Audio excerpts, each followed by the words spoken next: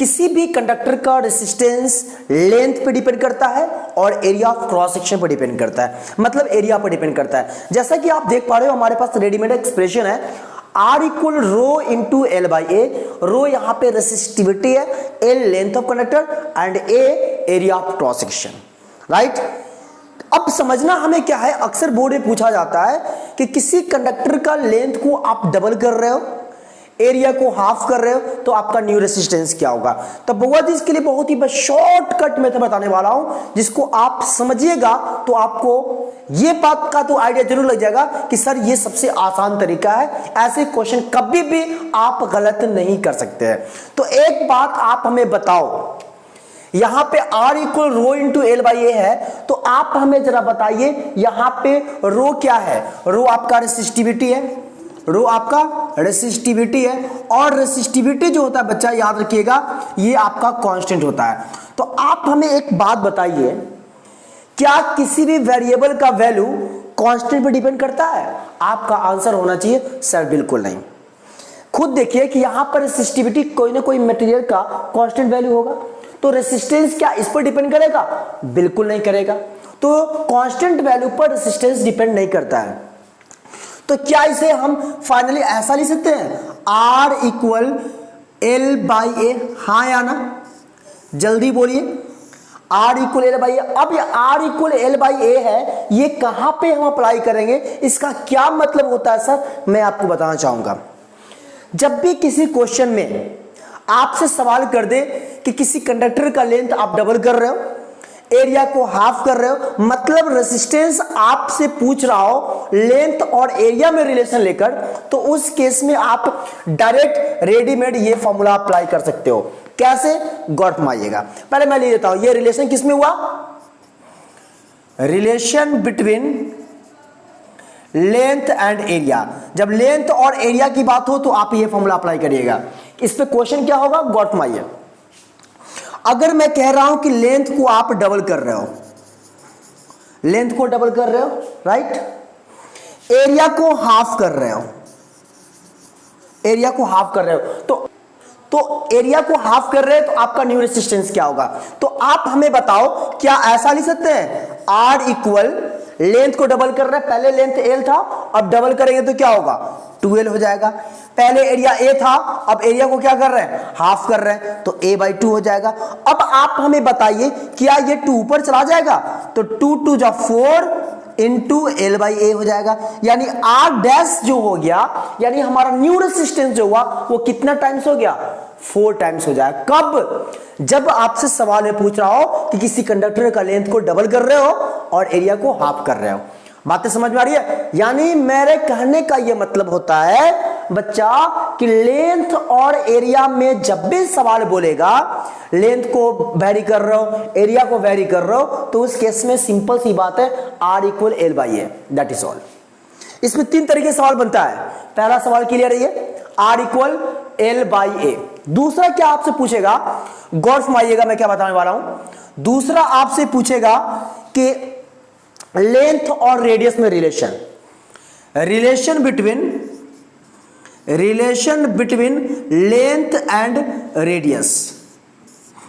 आपसे सवाल में बोल देगा कि कोई कंडक्टर है, ये कंडक्टर है, इसका लेंथ को डबल कर रहे हो और रेडियस को हाफ कर रहे हो, रेडियस को डबल कर रहे हो, यानी लेंथ और रेडियस में जब रिलेशन बोलेगा तो उस केस में हमारे पास रेडीमेड एक्सप्रेशन क्या होगा, कैसे हम बना पाएंगे आज इजीली, आसानी से, उस पर मैं चर्चा करने वाला हूं। फिलहाल तो मैंने कहा लेंथ और एरिया में तो एल बाई ए। अब सुनिए, लेंथ और रेडियस की अगर हम बात कर ले तो आपने अभी पढ़ा R इक्वल एल बाई ए, पढ़ा ना, लेंथ एरिया में रिलेशन। अब बताइए क्या लेंथ जो कहते हो, ए मतलब क्या होता है, एरिया, एरिया का मतलब क्या हुआ, पाई आर स्क्वायर। कहोगे कैसे? अरे भैया कंडक्टर है, कंडक्टर कैसा होता है, सिलेंड्रिकल फॉर्म में। जब सिलेंड्रिकल फॉर्म में होगा तो इसको तो आप क्रॉस सेक्शन एरिया कहोगे, और ये क्रॉस सेक्शन एरिया का क्या मतलब होता है, पाई आर स्क्वायर, सिंपल।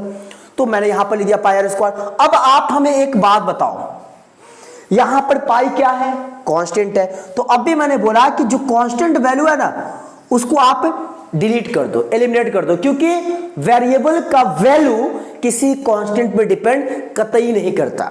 सो यहां पे आप पाई को हटा सकते हो, तो फाइनली आपका जो रिलेशन आएगा R equal L by R square. ये आपका रिलेशन हुआ किसमें? लेंथ एंड रेडियस में। जब भी सवाल में कह रहा हो क्वेश्चन कि किसी भी कंडक्टर का लेंथ को डबल कर रहे हो, ट्रिपल कर रहे हो, 4 टाइम्स कर रहे हो, हाफ कर रहे हो, 2/3 कर रहे हो, कुछ भी कर रहे हो, रेडियस को भी ऐसा ही वैरी कर रहे हो, तो उस केस में आपका न्यू रेजिस्टेंस जो होगा क्या होगा? L by R square. अब क्वेश्चन क्या होगा सुनिएगा, यहां मैं लिख दे रहा हूं, ठीक है, दिख रहा होगा। चलिए मान लीजिए कि लेंथ को आप कर रहे हो ट्रिपल, लेंथ को ट्रिपल कर रहे हो, रेडियस को मान लो आप डबल कर रहे हो, तो आप हमें बताओ जब लेंथ L हो रेडियस R हो तो न्यू रेजिस्टेंस होगा L बाई आर स्क्वायर। मैंने सवाल में क्या कहा? लेंथ को ट्रिपल कर रहे हैं, तो लेंथ को जब हम ट्रिपल करेंगे तो R डैश मतलब न्यू रेजिस्टेंस, तो आप पहले L था, अब लेंथ को ट्रिपल करेंगे क्या होगा? 3L।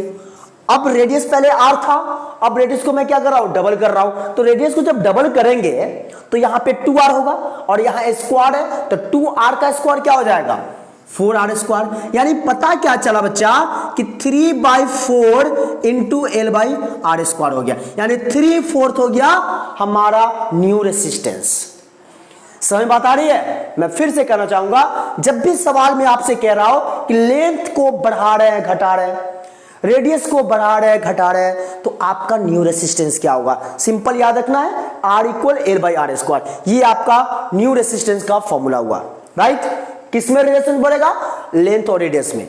एक और इसमें सवाल बोलता है, गौर फरमाइएगा, उम्मीद करता हूं यहां पर दिख रहा होगा, राइट। चलिए तीसरा आपसे पूछेगा क्या? लेंथ और मतलब relation between length and diameter. उम्मीद है दिख रहा होगा, लेंथ एंड डायमीटर। चलिए मैं बोल रहा हूं, लेंथ एंड डायमीटर में रिलेशन अगर बोले, यहां था लेंथ एंड एरिया में रिलेशन, यहां था लेंथ एंड रेडियस में रिलेशन, और यहां पे आपका क्या आ गया? लेंथ और डायमीटर में रिलेशन। तो बच्चे याद रखिएगा, लेंथ और डायमीटर में रिलेशन की अगर हम बात कर ले, मतलब क्या? मतलब साफ ये है कि लेंथ को वेरी कर रहे हैं, डायमीटर को वेरी कर रहे हैं। अरे भैया ये लेंथ है कंडक्टर का, ये लेंथ है, लेंथ को बढ़ा रहे हैं या घटा रहे हैं? डायमीटर यानी पूरे सर्कल जैसा, तो इस डायमीटर को बढ़ाएंगे या घटाएंगे, तो उस केस में हमारा न्यू रेजिस्टेंस क्या होगा? तो जरा गौर फरमाइएगा। अभी हमारे पास एक रेडीमेड फॉर्मूला आया, R equal L by R square. तो आप हमें जरा बताओ, क्या L R को लिख सकते हो डी स्क्वायर बाई 4? कहोगे कैसे? रेडियस जो होता है डायमीटर का हाफ होता है, तो R के बदले अगर हम D बाई 2 लिखेंगे और यहां स्क्वायर है तो डी स्क्वायर बाई 4 हो जाएगा। हाँ या ना? R equal L by R square पढ़ा हमने। अब मैं कह रहा हूं कि रेडियस क्या होता है? डायमीटर का हाफ होता है, तो रेडियस जब डायमीटर का हाफ होता है मतलब d बाई 2 होता है, और ये स्क्वायर है तो डी स्क्वायर बाई 4 हो जाएगा, क्योंकि d बाई 2 का स्क्वायर क्या होता है? D square by 4। तो आप बताओ ये 4 कहां जाएगा? ऊपर में जाएगा, तो R इक्वल क्या आएगा? 4 into L by D square. अब आप हमें बताओ, यहां पे 4 क्या है? कांस्टेंट है। 4 यहां पे हमारा कांस्टेंट है, और जब कब कांस्टेंट है तो इसका वैल्यू क्या वेरिएबल पर डिपेंड करेगा? बिल्कुल नहीं करेगा। तो उस केस में R डैश को हम क्या कर सकते हैं? L by D square. मतलब पता हमें क्या चला बच्चा कि लेंथ और डायमीटर में जब सवाल बोलेगा कि लेंथ को वेरी कर रहे हैं, डायमीटर को वेरी कर रहे हैं, उस केस में आप अप्लाई करोगे L बाई डी स्क्वायर। तो अब आप हमें बताओ, जब R dash equal L by D square हो गया, R dash equal L by D square हो गया, और मैं सवाल में कह रहा हूं कि लेंथ को आप डबल कर रहे हो, राइट, दिख रहा होगा। लेंथ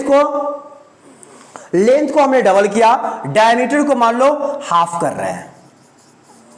लेंथ को डबल कर रहा हूं, डायमीटर को हाफ कर रहा हूं, तो आपका न्यू रेजिस्टेंस क्या होगा? खुद सोचिए।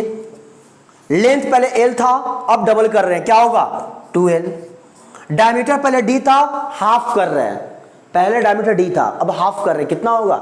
D by 2। लेकिन यहां तो स्क्वायर है, तो क्या लिखोगे? D square by 4। D by 2 का स्क्वायर, डी स्क्वायर बाई 4।